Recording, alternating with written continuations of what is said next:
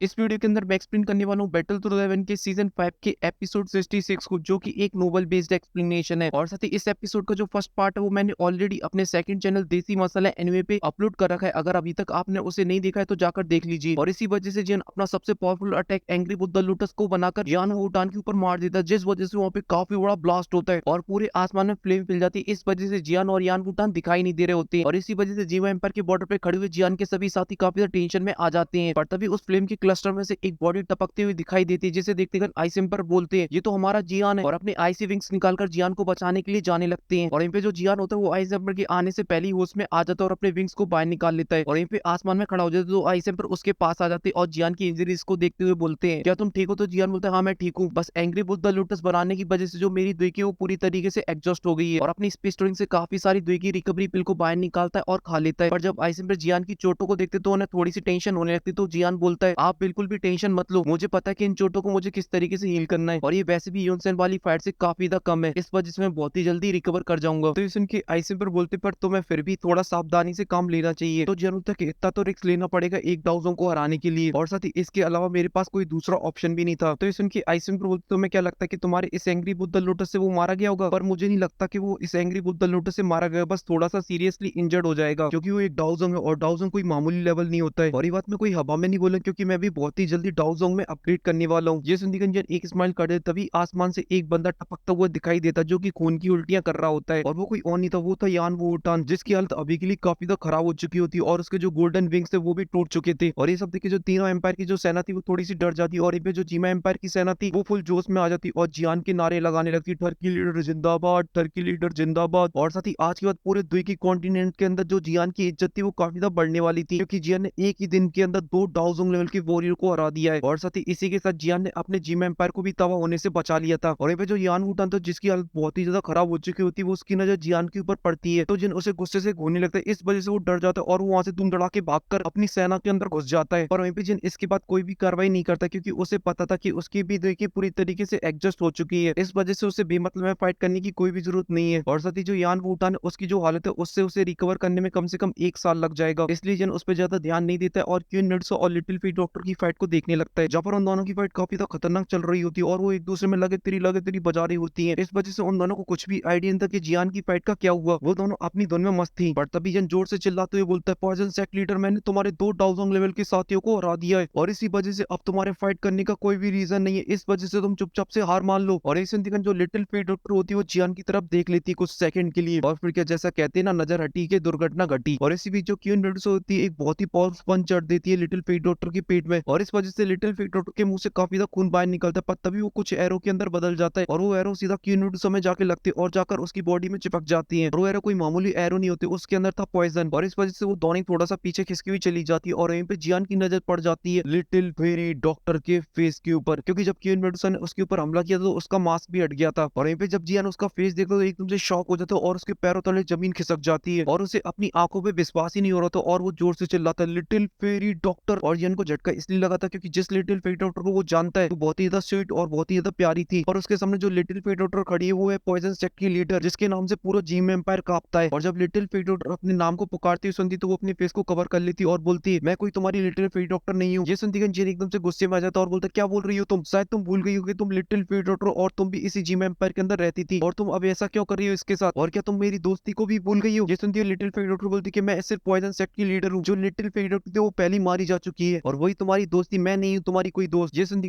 एकदम से मुरझा जाता है और बोलता है तुम ये सब क्यों बोल रही, क्या ये तुम्हारी बॉडी की वजह से? तो ये सुनती लिटिल फेरी डॉक्टर बहुत ही मासूम तरीके से बोलती है ये मेरी किस्मत है और मैंने तुमसे पहले ही बोला था, मैं जिससे प्यार करती हूँ या कोई मुझसे प्यार करता है और वो मुझे छूने की कोशिश करता है वो मारा जाता है, और मैंने बहुत ट्राई किया अपने बुल पॉइजन को कंट्रोल करने का, पर जब जब मैंने कंट्रोल किया तो मेरी फैमिली के मेंबर मारे गए, यहाँ तक कि तुम्हारे जाने के बाद जिसने मुझे अडॉप्ट किया था तो मैंने उन्हें भी अपने पॉइजन से मार डाला और मैंने इन्हीं हाथों से उन्हें दफनाया, और ये सब चीजें मैंने कोई जानबूझ के नहीं की थी, फिर भी मुझे ब्लेम किया गया और मुझे टॉर्चर किया गया। पर तभी जो क्वीन मेडुसा होती है वो खून की उल्टियां करने लगती तो जियान उसकी तरफ देखता और बोलते क्या हुआ, और फिर उसकी ब्लड को देखता और बोलता कि इसके अंदर तो पॉइजन है, और साथ ही क्वीन मेडुसा को काफी तो पेन भी होने लगता और यहीं पे क्वीन मेडुसा अपनी दुखी से उस पॉइजन को अपनी बॉडी से बाहर निकालने की कोशिश करती है, पर वो ऐसा करने में नाकाम हो जाती है। और यहाँ पे जैन क्वीन मेडुसा को इस तरीके से देखता है तो उसे काफी तो गुस्सा आने लगता है और वो लिटिल फील्ड डॉक्टर को घूरने लगता है गुस्से से। तो ये देख के little field doctor queen Medusa की तरफ देखते हुए बोलती है ऐसा ही होता है जब कोई मेरे से बिना पूछे मेरी बॉडी को छूता है, इसलिए इसमें मेरी कोई भी गलती नहीं है, सारी की सारी गलती इसी की है। और इस जो क्वीन मेडुसा मेडुसा होती है वो एकदम अपने फुल एटीट्यूड में बोलती है, ये तुम्हारा पॉइजन इतना ज्यादा पावरफुल भी नहीं, जब तक ये पॉइजन मुझे ही मारेगा उससे पहले मैं तुम्हें मार डालूंगी। तो इस इंतजार लिटिल फिश डॉक्टर बोलती है तो आके ट्राई कर लेना, और फिर वो दोनों फिर से फाइट करने के लिए आगे बढ़ने की तभी जियान बीच में आ जाता है और चिल्लाती हुई बोलता है बस करो तुम दोनों, बहुत हुआ तुम दोनों का। और फिर लिटिल फिश डॉक्टर से बोलता है कि मैंने तुमसे प्रॉमिस किया था बैली के अंदर कि तुम हमेशा मेरी दोस्त रहोगी, तो आज भी तुम मेरी दोस्ती हो। तो इस इनके लिटिल फिश डॉक्टर बोलती है कि मैंने उस दोस्ती को तो बहुत पहले भुला दिया है। ये सुनती जियान के दिल पे एकदम से चाकू से चल जाती है और वो बहुत ही सैड होते हुए बोलता है अगर ऐसी बात है तो फिर ठीक है, तो आज ये सब चीज यहीं पे खत्म कर देती हैं, क्यों ना तुम अपने हाथों से ही मुझे मार डालो आज। और ये बोल के वो निहत्था लिटिल फिश डॉक्टर के पास जाने लगता है। और यहाँ पे ये सब देख के जो केन मेडुसा होती है वो काफी ज्यादा टेंशन में आ जाती है, और यहाँ पे जो लिटिल फिश डॉक्टर होती है एकदम से मूर्ति बनी खड़ी रह जाती है। पर केन मेडुसा को जियान की काफी ज्यादा टेंशन हो रही होती है और वो जियान को रोकने की काफी ज्यादा कोशिश करती है, पर जियान केन मेडुसा को मना कर देता है और वो लिटिल फिश डॉक्टर के सामने बढ़ने लगता है। और यहाँ पे जब लिटिल फिश डॉक्टर अपनी तरफ जियान को आते देखती है वो काफी ज्यादा डर जाती है और वो पीछे हटने लगती है, पर जियान फिर भी नहीं रखता और अपना हाथ लिटिल फिश डॉक्टर को छूने के लिए आगे बढ़ाने लगता है और बोलता है कि अब मैं तुम्हारी इस पॉइजन बॉडी का इलाज करूंगा, तुम मुझ पे विश्वास करो। पर जो लिटिल फिश डॉक्टर होती है वो पीछे हटने लगती है और जियान को टच नहीं करने देती है अपने आप को, क्योंकि वो नहीं चाहती थी कि जियान को उसके पॉइजन से कुछ भी हो, और बोलती क्या तुम्हें अपनी जान प्यारी नहीं जो तुम मेरे इतने ज्यादा करीब आ रहे हो। पर जियान को इन सभी बातों से कोई फर्क नहीं पड़ता और वो लिटिल फिश डॉक्टर का हाथ पकड़ लेता और बोलता है कि मैं वो छोटा डाउसी लेवल वाला बंदा नहीं हूँ जो मुझे कुछ हो जाएगा। और यहाँ पे जो लिटिल फिश डॉक्टर का पॉइजन होता है वो जियान के पूरे हाथ को कवर कर लेता है, पर तभी जियान के हाथ में उसकी हेवनली फ्लेम आ जाती है और उस पॉइजन को जियान की बॉडी के अंदर घुसने से रोक देती है। और ये देखिए जो लिटिल फिश डॉक्टर होती है वो भी काफी ज्यादा शॉक हो जाती है, और तभी जियान बोलता है अगर तुम मुझे अपना दोस्त मानती हो तो ये अपनी बॉडी से पॉइजन निकालना बंद कर दो, वरना ये तुम्हारे लिथियन पॉइजन से 500 किलोमीटर तक सभी लोग मारे जाएंगे, चाहे फिर वो इंसान हो या फिर जानवर हो। तो इस इनके लिटिल फिश डॉक्टर बोलती भले इस पॉइजन से तुम्हें कुछ ना हो पर तुम मेरी पॉइजन और मेरी बुल बॉडी को कंट्रोल नहीं कर सकते हो, क्योंकि ये मेरे पास बचपन से ही है। तो इस इनकी जान बोलता है कि भले मैं तुम्हारे पॉइजन को तुम्हारी बॉडी से बाहर ना निकाल पाऊं, पर मैं तुम्हें ये प्रॉमिस जरूर कर सकता हूँ कि मैं तुम्हें इसे कंट्रोल करना जरूर सिखा दूंगा। और यहाँ पे चारों एम्पायर के सभी लोग काफी ज्यादा शौक थे, उन्हें बिल्कुल भी समझ में नहीं आ रहा था ये फाइट कैसे रुक गई और ये बातचीत क्यों स्टार्ट हो गई। तभी सैंड एम्पर ओल्ड फार्मा से बोलते हैं अरे ओल्ड फार्मा ये सब चल क्या रहा है, कहीं ये लड़की हमारी जान से डर तो नहीं गई। तो इस इनकी ओल्ड फार्मा बोलते इस बात का तो मुझे बिल्कुल भी आइडिया नहीं क्या हुआ है, पर इस बात की खुशी की ये फाइट रुक गई है। और साथ ही पॉइजन सेट लीडर ने अपना पॉइजन भी फैलाना बंद कर दिया है, वरना यहाँ पे सभी की लाशें बच जानी थी। और यहाँ पे ये सब सुन के जो लिटिल फिश डॉक्टर होती है वो जियान से बोलती है कि कैसे मैं अपनी बॉडी को कंट्रोल करूंगी और इससे मेरा क्या फायदा होगा। तो जियान बोलता है कि जब तुम अपनी बॉडी को कंट्रोल करना सीख जाओगी तो फिर तुम्हारे पॉइजन से कोई भी तुम्हारा अपना नहीं मारा जाएगा। ये सुन के लिटिल फिश डॉक्टर की आंखों में एक चमक आ जाती है और बोलती सच में। तो जियान बोलते हैं हाँ तुम मुझ पे विश्वास कर सकती हो। और जियान ये बात है सब इसलिए बोल रहा था क्योंकि मास्टर जियान के लिए ये सारी चीजों के लिए पहले से इंतजाम करके गए थे, क्योंकि मास्टर को पता था कि जियान को ये लड़की काफी ज्यादा पसंद है, और कहीं जियान ने भावनाओं में बहकर अपनी मशीन चला दी तो पॉइजन पता नहीं कहाँ कहाँ घुस जाएगा। पर जियान बताता है ऐसा करना इतना ज्यादा आसान भी नहीं होगा, क्योंकि इसके लिए काफी सारे रियर इंग्रेडिएंट की जरूरत पड़ेगी और साथ ही 3 हेवनली फ्लेम की, पर वो तो मेरे पास है। और ये सुनकर लिटिल फिश डॉक्टर की आंखों में चमक आ जाती है और अपने एक इशारे से क्वीन मेडुसा की बॉडी से पॉइजन को बाहर निकाल लेती है। और ये देखिए जो हमारी क्वीन मेडुसा है वो तो क्वीन मेडुसा ही है, वो बोलती है कि तुम्हें ऐसा करने की कोई भी जरूरत नहीं थी, मैं इसे खुद ही बाहर निकाल सकती थी। पर लिटिल फिश डॉक्टर इस बात पे ध्यान नहीं देती और जियान से बोलती है अगर तुम मेरे पॉइजन को कंट्रोल करना सिखाते हो तो फिर मैं भी अपनी तीनों एम्पायर की सेना को यहाँ से लेके चली जाऊंगी, क्योंकि वैसे भी जीवा एम्पायर के ऊपर हमला करने का मेरा मेन रीजन अपनी बॉडी को कंट्रोल करना ही था। पर ये सब सुन के क्वीन मेडुसा एकदम से भड़क जाती है और बोलती है यहाँ पे कोई मजाक वजाक चल रहा है क्या, तुम्हारे इस हमले की वजह से जीवा एम्पायर और स्नेक सेक्टर को क्या कुछ सहना पड़ा, उसका क्या हर्जाना भरोगी तुम। तो इस इनकी लिटिल फिश डॉक्टर बोलती है इस वीडियो को लाइक करके और चैनल को भी सब्सक्राइब करके भर दूंगी, क्योंकि ये वाला एपिसोड यहीं पे खत्म होता है। और मैं मिलता हूँ आपसे नेक्स्ट वीडियो में, तब तक के लिए आप सभी को बहुत सारा प्यार।